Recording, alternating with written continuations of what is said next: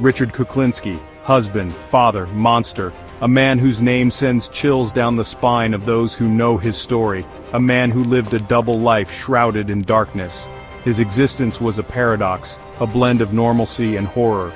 By day he was an average family man, blending seamlessly into suburban life. By night he was a ruthless killer for the mob, leaving a trail of terror. Kuklinski's chilling tale is one of pure evil hidden in plain sight. His eyes, cold and emotionless, revealed the darkness within. He is a stark reminder that the most dangerous monsters often hide in the shadows, masked by normalcy. His presence was a ghostly whisper in the night. Kuklinski was a ghost, drifting through life unnoticed. His movements were calculated, his actions precise. He was an enigma to those around him, his true nature concealed behind a carefully constructed facade, a mask that hid his sinister deeds. He was a loving husband to his wife Barbara. Their life together seemed picture-perfect. He was a doting father to his children. To them, he was a hero, a protector. But beneath the surface, a darkness festered, a sinister force that would eventually come to light, revealing the true nature of the Iceman. Kuklinski lived in a quiet New Jersey suburb. His neighbors knew him as a hard-working man. They saw him as a businessman, working in film distribution. What they didn't know was the truth. Richard Kuklinski was a cold-blooded killer for hire. He worked for various mafia families. His weapon of choice, anything he could get his hands on. Guns, knives, explosives. But his preferred method was far more sinister. He earned his nickname, the Iceman, for his chilling technique of freezing his victims. He believed it would make their time of death harder to determine. Kuklinski was a master of death. He experimented with different methods of killing, always seeking efficiency. His arsenal was vast, ranging from simple knives to sophisticated firearms. Each tool had its own purpose, and he knew how to wield them all with deadly precision.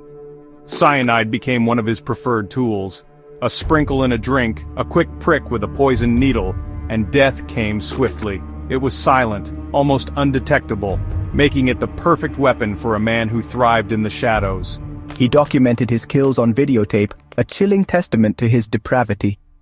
These tapes were not just records, they were trophies, each one a grim reminder of his lethal prowess. His ability to compartmentalize was astounding.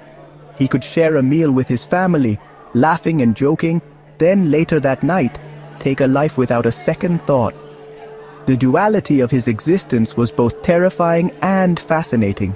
The contrast between his two lives was stark, a testament to the darkness that resided within him. By day, he was a family man. By night, a cold-blooded killer. This dichotomy was the essence of Kuklinski.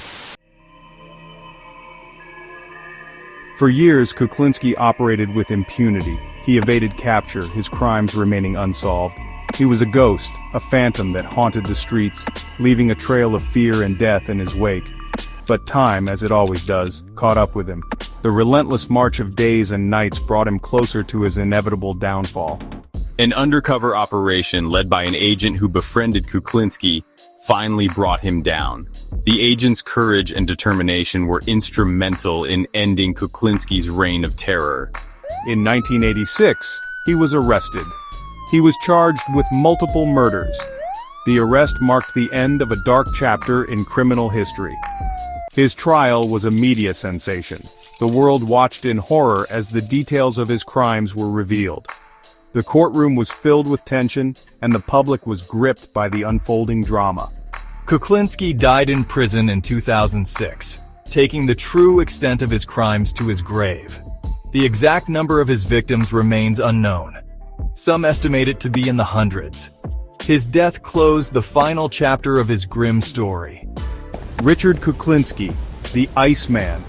A chilling reminder that monsters can hide in plain sight, their true nature concealed behind a mask of normalcy.